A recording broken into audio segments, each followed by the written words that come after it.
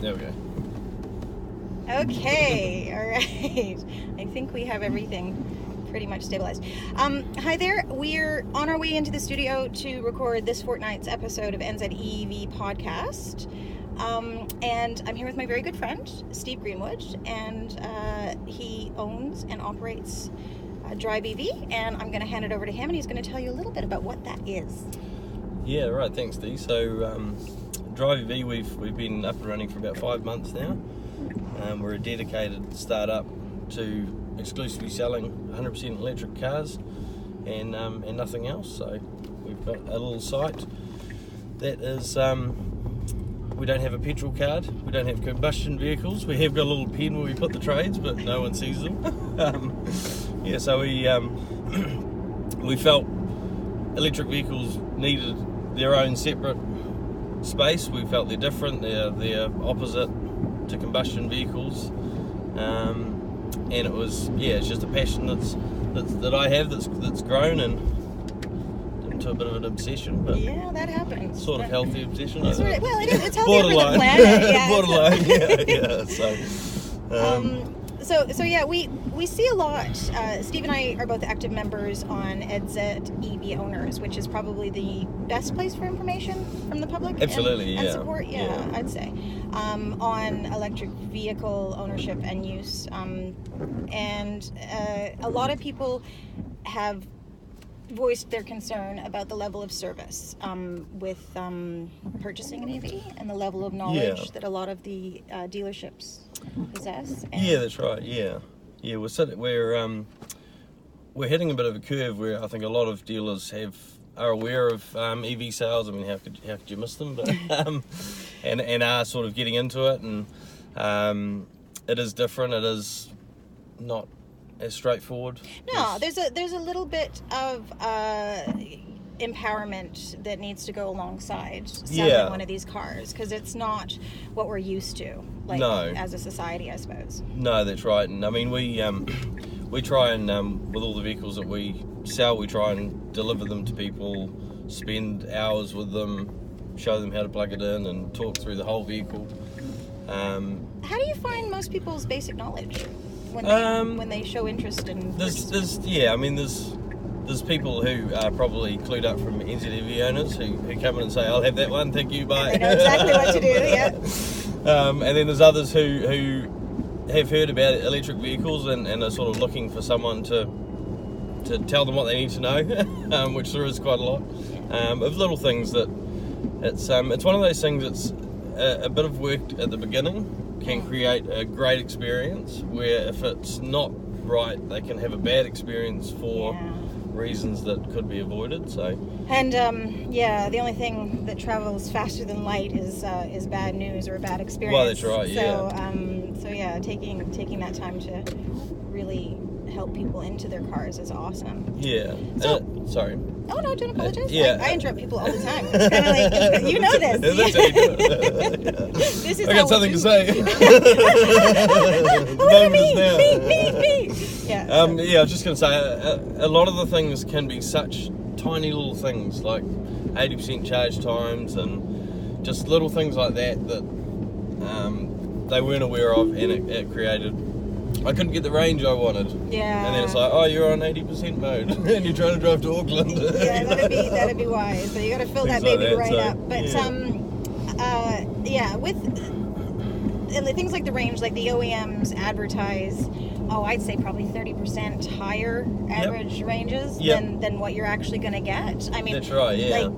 What they advertise and what they say their car is going to do, it can definitely do in a wind tunnel. That's right. Yeah. On a downhill slope. Yeah, exactly. With no rain and no. No, that's right. And the car is driving itself, by the way, so this is completely safe and reasonable for me to be talking to you as I am.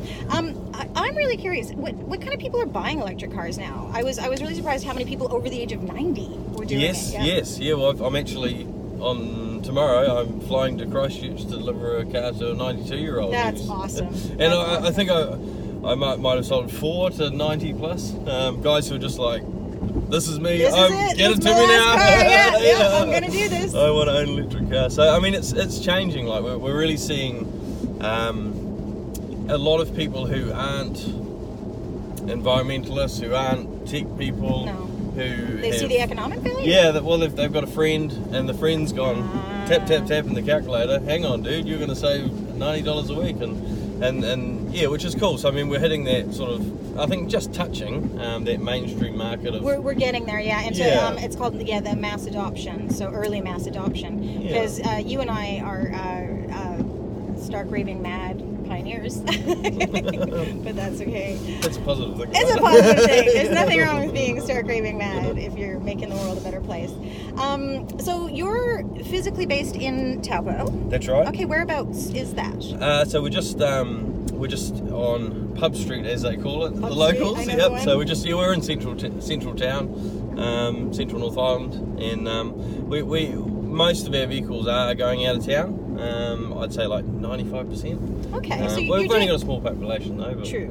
On the King Country. Now you're doing a bit of fleet work as well, aren't you? Yes. So yeah, that's certainly an area that's starting to blossom. Yeah. Again with the calculator, right? Well, that's right. Yeah, exactly. The I found sort of 18 months ago approaching fleet managers.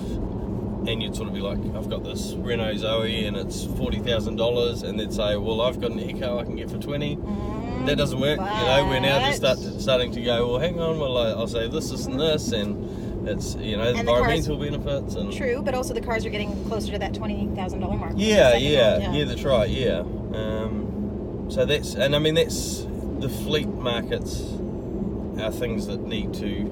They take time. They don't go like that and go, right, we're going to change everything. No, they're not quite as short a decision-making process as some. Oh, we're stuck in traffic. Maybe we need to call Theo. What else do I want to know? So, charging. What do people ask about charging, and what do you find the behaviors are around charging for people once they buy the cars? A lot of it's, fast charges, what do I need to bring, and like the T2, T1 or cables everyone's talking about at the moment. Type 2, Type 1, CCS. Yeah, that's right. Yep. The adapters.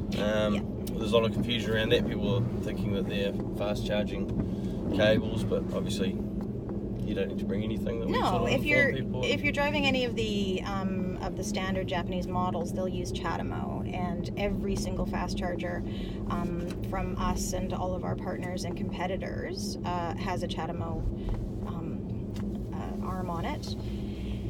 And then CCS Type 2.1, people were backing CCS Type 1, but the universe has spoken, and CCS Type 2, and you can charge the Zoe on the same shaped nozzle, but it doesn't take any DC. That's current, right, yeah. So, but it does have the same shaped plug. But don't bother plugging it into a fast charger. It's still an amazing car. Absolutely.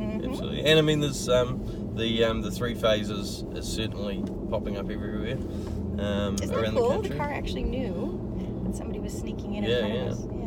Good car. Well done. So the behaviors internationally from all of the reporting that we're getting is most of the time people charge at home, right? That's right. Yeah, absolutely. Yeah, and I mean that's what people who are very fresh to the idea probably take a little bit of warming to. That although having fast chargers everywhere is awesome, and you can drive everywhere, and that's cool. Yeah, that gives you range. Yeah, that's right. And also, if you're running a fleet or something, you're able to keep going. Like, you can just, your staff or your team can go out for lunch, or even just have a quick coffee with a client for 20 minutes, fill up, and keep going. Like, they can do hundreds of Ks in a day with fast charging infrastructure.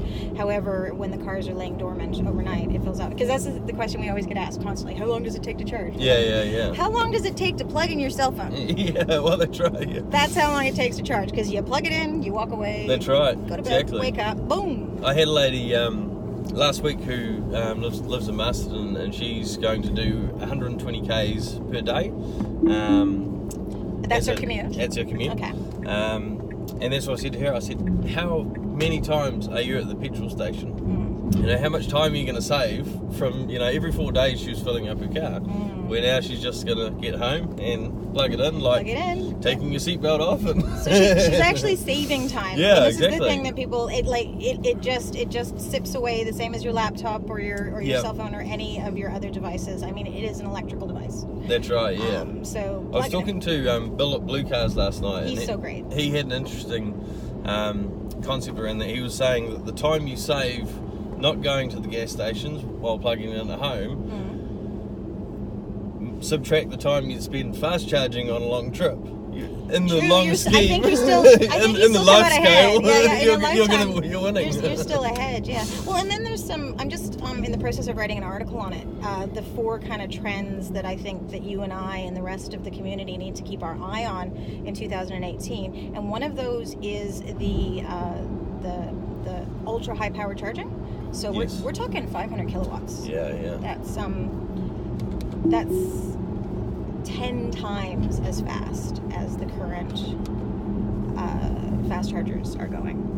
So that's, if it's taking you 20 minutes to top up your Leaf from like 30% to 80% or whatever, it's now going to take you 3 or 4 minutes, including plugging in and unplugging. So I mean, things are changing, and I guess behaviors might change as well to deal with that change, because as long as we're in the market, we'll make sure that there's no cartels or price gouging, and that fast charging is always going to be a fair and reasonable price. Awesome. So people might just opt for the convenience of charging on the go more. Who knows? I think, in my opinion, I think range will become less significant as charging speeds. Totally. The batteries are going to be able to do like 600-700 Ks, no problem. Yeah. But I mean, the need for it. I mean, if you can drive 300 Ks in charging 3 minutes, that's sort of, why do you need all this? Exactly. And everybody's like freaking out, and it's like the early days. And I mean, stuff that we used to worry about, you know, dial-up connections for the internet, and having to, you know, you couldn't make phone calls while somebody was cruising the net at 11 kilometers. So things are changing, and they're changing a lot faster than pretty much anybody had anticipated, I think. So I mean, that's the thing from 12 months ago, 18 months ago. It's like I've been doing a lot of trips to Wellington lately. Yep. And I just jump in the car and go. Yeah, you don't even have to think about it. I used to green race and work out. I've got to average 5 kilowatt hour. My EV trip planner, spreadsheets, Excel files, and now you just go. And now it's just like, I'm going to stop at Mangaweka because the coffee's great. And it is great. It is good. I love that spot. The gorge. They're so sweet. And Ministry of Transport, could you please put the little blue sign up? They've been asking every time I stop there. Little blue EV charging sign. They're desperate for it. I've noticed the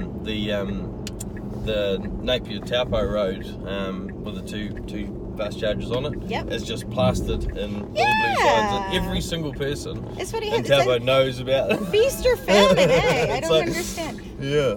But no, it's good. It's good for people to see it as well, because then the people that aren't au fait with the technology or the movement, they're like, what is that? Yeah, exactly. And I think it's probably like normalizing it, planting the seed, all that sort of stuff. And then I guess is the fact that people come to a point and they're like, what am I missing out on? You know? Yeah, FOMO. Yeah, exactly. If you're not driving an EV, you're totally missing out. You should be afraid. You should be afraid, because we're having way more fun. Don't tell anyone. It's only for the cool kids. Yeah, that's right. Okay, I don't know what this guy is doing, but it wasn't super thoughtful as far as the road code goes. It's all good. Auckland drivers, yay! So you've got a lot of older people. Who else is buying the cars? I think right now we're hitting the sort of the family people. Mum and dad. You know, mum and dad. Yeah. We're seeing a lot of mum and dads. I think I think it's just it's planting the seed, and I think all of the people who are coming along have had something, you know, have had a friend who has one. They saw something on the net At or one of the, something that spurred them. At one of the Leading the Charge events. or Yeah, something. exactly. Yeah, I mean, yeah. that's fantastic. We had 1,500 people through the cars at Big Boys Toys. Yeah. Yeah, crazy. Those are good people. Those Big Boys Toys. Yeah. People. They're really, really good. Yeah. You know, I went down to E-Velocity with Mark was Nixon. that? And Yeah. it was I can't remember what the number was, but it was huge was number up of there. test drives there, and And was him really and cool. Megan just organize it, run it like a military precision. Oh, yeah, yeah, you're not absolutely, allowed in unless yeah. you see her. They're really good. Yeah. They're a total driving force in the trust. Yeah. Oh, that's another thing. Are you going to be joining us for part of the road trip? Do you think this year? Yes. Awesome. Yep. I think we're working on a plan, but yeah. Cool. Well, we've had definitely. we've had a lot of interest from most of the OEMs. Nissan, where are you? Come on. Right. You can play with us. We play so nice. We are just super nice. Come on. We don't mind at all. Plenty of room for you. You don't realise the support you have yeah. without even trying. Yeah, but all of the others, I'm gonna leave the list of names off until we have it all organized. But they're taking it seriously, like internally, and I think that's the road trip's not just great for getting people to get excited about EVs that haven't necessarily been involved with them. They're also good for our community to be able to support each other, like what I was saying earlier about the sales process and after sales service.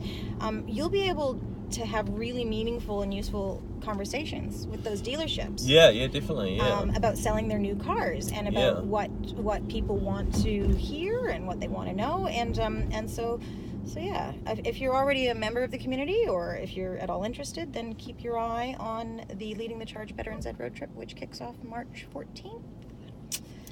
So yeah. What's your best-selling car? The Leaf. Yeah. The I'm Leaf. shocked. I'm Yeah, so surprised. you're not gonna believe this. You'll never believe it. Yeah. Oh, and what present did you bring to the office today for us to look at?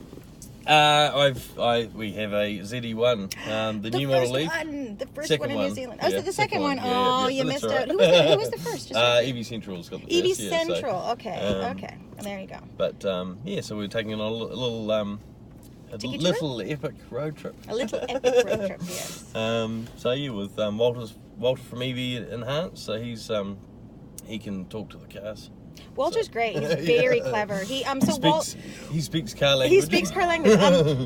Walter's one of our favorites. Well, everybody in this community is one of my favorites. Yeah. But Walter actually got the cars to translate into English. That's right. Yeah. So that's pretty cool. That's absolutely, and I mean that's like I say, he can talk. How do you talk to a speedo cluster? I don't know. But he manages. He He's the leaf whisperer. He's the leaf whisperer. Yeah, that's right. So, and he's funny too. So. Yeah, that's right. Yeah, and I mean that's we're so lucky to have these people in our community. Who are, I think worldwide, I think we've got some magic. Yeah, some magic here. We do. Well, I mean, there's like a formula. Like you have to sort of be smart enough to, like you say, understand a spreadsheet, and you have to we're just connected, and it's good. And I'm gonna miss these days. I mean, this is the hard bit to get it so that and 5 years from now, nobody's gonna know how it happened that we paved the way and bringing the cars in, and range anxiety. Yep, that's not even going to be no. in anybody's vocabulary soon. But yeah, you got to start somewhere, and somebody's got to do it, and it's just kind of an honor. No, it is an honor to be the ones doing it. I spoke to Murray Porter a while ago. Oh, I love Murray. And he was telling me. And Fiona, hi Fiona. Yeah, hello. He was telling me. Excuse me if I get the facts wrong, but he'd drive from his house south of Auckland. They'd drive to maybe North Auckland, Walkworth I think it was, plug in a caravan park for about 6 hours, read a book. they were true pioneers, man. They were like the real and then carry deal. on to the only fast charger in New Zealand to fast charge their cars. So. In Whangarei? Yeah, I believe so, yeah. Whangarei, I call it the cradle of civilization for electric vehicles. So yeah, Joe Camuso and... there's my co-host. So we finally made it. I just have to get a ticket for the car. Joe Camuso and Russell Watson and the rest of the team up there at North Power, they just took hold and ran with it before before, when everybody else was just doing their feasibility studies, you know, they actually, they joined us and we worked together. We've been working with them for like 6-7 years now. Oh, right. Yeah. You know, they, I've met Russell a few times, and he's a genius! A tinker with a couple of the cars that I had at the time, and there's not much he doesn't know about an electric car. his wife was so dedicated. She's Japanese. She speaks Japanese. Oh, yeah. She'd sit in the car and she'd translate everything, and people would take notes. Back in the day, before Walter's translation. Well, thank you so much. That was fun. We're at the studio, so tune in to NZEV podcast, and we're going to continue this conversation, or have different conversations with my good friend Steve. Bye. Bye.